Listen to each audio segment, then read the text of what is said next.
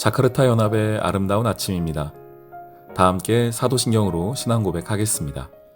전능하사 천지를 만드신 하나님 아버지를 내가 믿사오며 그 외아들 우리 주 예수 그리스도를 믿사오니 이는 성령으로 잉태하사 동정녀 마리아에게 나시고 본디오 빌라도에게 고난을 받으사 십자가에 못 박혀 죽으시고 장사한 지 사흘 만에 죽은 자 가운데서 다시 살아나시며 하늘에 오르사 전능하신 하나님 우편에 앉아 계시다가 저리로서 산자와 죽은 자를 심판하러 오시리라.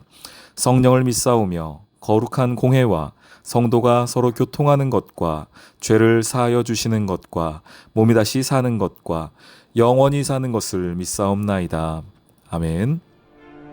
너희 유다의 남은 자여, 이제 여호와의 말씀을 들으라. 만군의 여호와 이스라엘의 하나님께서 이와 같이 말씀하시되, 너희가 만일 애굽에 들어가서 거기에 살기로 고집하면 너희가 두려워하는 칼이 애굽 땅으로 따라가서 너희에게 미칠 것이요, 너희가 두려워하는 기근이 애굽으로 급히 따라가서 너희에게 임하리니 너희가 거기에서 죽을 것이라. 물은 애굽으로 들어가서 거기에 머물러 살기로 고집하는 모든 사람은 이와 같이 되리니 곧 칼과 기근과 전염병에 죽을 것인즉 내가 그들에게 내리는 재난을 벗어나서 남을 자 없으리라. 만군의 여호와 이스라엘의 하나님께서 이와 같이 말씀하시되, 나의 노여움과 불을 예루살렘 주민에게 부은 것 같이 너희가 애굽에 이를 때에 나의 불을 너희에게 부으리니 너희가 가증함과 놀램과 저주와 치욕거리가 될 것이라. 너희가 다시는 이 땅을 보지 못하리라 하시도다. 유다의 남은 자들아, 여호와께서 너희를 두고 하신 말씀에 너희는 애굽으로 가지 말라 하셨고, 나도 오늘 너희에게 경고한 것을 너희는 분명히 알라. 너희가 나를 너희 하나님 여호와께 보내며 이르기를, 우리를 위하여 우리 하나님 여호와께 기도하고 우리 하나님 여호와께서 말씀하신 대로 우리에게 전하라. 우리가 그대로 행하리라 하여 너희 마음을 속였느니라. 너희 하나님 여호와께서 나를 보내사 너희에게 명하신 말씀을 내가 오늘 너희에게 전하였어도 너희가 너희 하나님 여호와의 목소리를 도무지 순종하지 아니하였은지, 너희가 가서 머물려고 하는 곳에서 칼과 기근과 전염병에 죽을 줄 분명히 알지니라.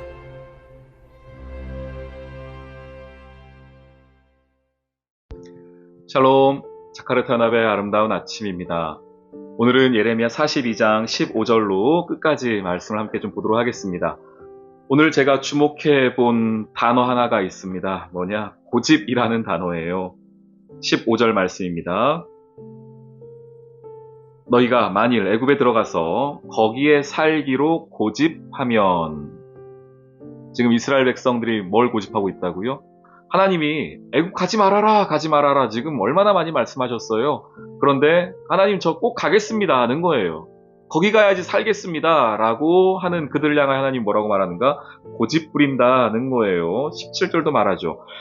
애굽으로 들어가서 거기에 머물러 살기로 고집하는 모든 사람, 이스라엘 백성들입니다. 지금 바벨론 쳐들어오니까 모압, 암몬 쪽으로 도망가려고 하다가 못 갔잖아요. 그러니 안 되겠다, 남쪽으로 도망가자 해가지고 애굽으로 도망가서 우리가 살겠습니다 라고 하는 이들, 그런데 하나님은 가지 말라고 하는 이들을 하나님께서는 고집이라고 말합니다. 다 그런 것은 아니지만 우리가 하나님 앞에서 우리 스스로 믿음이라고 생각하면서 고집 부릴 때가 있습니다. 잘 생각해 보세요. 잘 구분하셔야 돼요, 여러분. 믿음과 고집은 약간 다르거든요. 하나님 앞에 말씀이 우리에게 주어지고 또 상황과 환경이 또 내 안에 계신 성령이 분명하게 말씀해 주시거든요. 이건 하나님의 뜻이 아니다. 하나님의 뜻은 다른 길이다. 이렇게 우리에게 힌트도 주시고 감동도 주셔서 성령이, 말씀이, 상황이, 환경이 우리에게 계속 이야기하는데도 불구하고 사람이 그걸 알지만 이게 잘 안 꺾여질 때가 있습니다. 어떤 문제들 같은 경우는요. 어떤 사항들 같은 경우는 알겠는데 이게 하나님 뜻이 아닌 거 알겠는데 끝까지 고집 부리는 우리의 모습이 있어요. 신앙인의 성숙함은 저는 이 고집의 빈도가 좀 낮아지는 거 아닐까 생각을 해보게 됩니다. 이게 하나님도 아시긴 아시는 거거든요. 하나님 이 사람들에 대하여서 이렇게 고집 부리는 이들을 향하여서 하나님이 또 왜 모르시겠어요? 이렇게 하고 내가 경고해도 얘네들 끝까지 갈 거라는 거 왜 모르시겠습니까? 하나님 다 아시죠. 그런데도 불구하고 이제 우리가 신앙이 더 좋아진다, 신앙이 깊어지고 하나님을 더 사랑하게 되고 하나님을 알아간다라고 할 때 그 증거들 중에 분명히 그 하나는 뭐냐면 나의 고집이 조금은 꺾이는 겁니다. 여러분 하나님 앞에 얼마나 좀 고집 부리고 계세요? 하나님이 기도하는데도 안 들어주시는 기도 제목들도 있지 않습니까? 근데 우리는 예전에 그런 책 제목도 있었는데 하늘의 보좌를 움직이는 기도 뭐 이런 거요. 하나님의 보좌가 움직일 정도로 기도하는, 그 기도의 열심은 우리가 맞다 생각하지만 어찌 우리가 하나님의 뜻을 바꿀 수 있겠습니까? 내가 하나님의 뜻에 맞춰 가는 것이죠. 그런데 그게 참 어렵습니다. 그렇죠? 그게 참 어려워요. 쉽지 않습니다. 그래서 오늘 저는 이 고집이라는 말을 보면서 하나님이 계속 경고하는데 거기 안 된다, 거기 가면 죽는다 라는 하나님의 이 말씀을 보면서 이 고집 부리는 이스라엘 모습이 꼭 저의 모습 같아서 오늘 이 말씀을 좀 나누고 싶었습니다. 그러면서 이제 또 하나 드는 생각이 이스라엘의 고집도 대단하지 않습니까? 그런데 더 대단한 고집이 하나 있어요. 하나님의 고집입니다. 좀 좋은 의미로서 고집이라는 단어를 쓰겠습니다. 그러니까 하나님의 이 고집도 대단해요. 포기할 만하신데 이 정도 경고하고 말 안 들으면 그냥 관계 끊을 법도 하신데 요즘 말로 손절한다 그러지 않습니까? 그럴 만도 하신데 하나님 끝까지 포기하지 않으세요. 하나님의 그 고집도 대단하십니다. 말씀 하나 찾아볼게요. 고린도 후서인데요. 5장 14절 말씀입니다. 고린도 후서 5장 14절. 그리스도의 사랑이 우리를 강권하시는도다. 강권. 이거 하고서 아마 여러분 성경에도 우리 각주가 있을 텐데요. 끄는도다, 이끌도다 이런 표현이 있죠. 그러니까 강권이 뭐냐면 자기 뜻을 꺾지 않고 자기 뜻으로 그 일들을 끌고 가는 것을 강권한다라고 말하는데 무엇이 우리를 강권한다고요? 그리스도의 사랑이 우리를 강권한답니다. 그러니까 하나님이 포기하지 않고 하나님의 고집을 꺾지 않고 우리를 향한 그 사랑을 계속하여서 끌고 가시는 분이세요. 우리를 하나님의 사랑으로 끌고 가시고 고집불통인 나를 하나님의 사랑으로 이끌고 가시고 주의 자녀 삼아주시는 그 하나님의 고집이 오늘 이 가운데 또 보여져요. 이 애굽으로 가고자 하는 이스라엘 백성을 포기하지 않는 그 하나님의 사랑, 하나님의 은혜가 보여집니다. 그래서 오늘 말씀 속에서는 이스라엘의 고집도 대단한데 하나님의 고집도 이거 대단하다. 꺾을 수가 없다. 하나님의 사랑을 꺾을 수가 없다. 하나님의 사랑이 우리를 강권하고 있구나. 그러면서 또 하나 깨닫죠. 그것 때문에 내가 살고 있구나. 이 고집불통인 나, 하나님 뜻대로, 하나님 말씀대로 살지 못하고 내 맘대로 살고 싶어하는 나도 하나님이 사랑하셔서 하나님이 우리를 이끌고 가고 계시는구나 하는 것을 다시 한번 깨닫게 됩니다. 오늘 그 하나님의 고집을 여러분 잊지 마십시오. 하나님의 그 사랑, 강권하시는 그 사랑. 그러니 여러분 내 고집은 조금 꺾고 하나님의 사랑에 이끌려 갈 수 있는 오늘 이 하루 되시길 주님의 이름으로 축원합니다. 아멘. 오늘의 기도. 하나님 아버지, 중보자 예수 그리스도를 통해 기도하며 아버지와 교통할 수 있는 은혜 주시니 감사합니다. 인생의 위기 앞에서 고집 부리고 내 뜻을 굽히지 못하는 어리석은 삶이 되지 않게 해주세요. 하나님의 말씀과 주의 뜻에 귀 기울이게 해주세요. 이런 연약한 저도 포기하지 않는 하나님의 그 크신 사랑에 감사하며 오늘 이 하루도 승리하게 해주세요. 예수님의 이름으로 기도합니다. 아멘.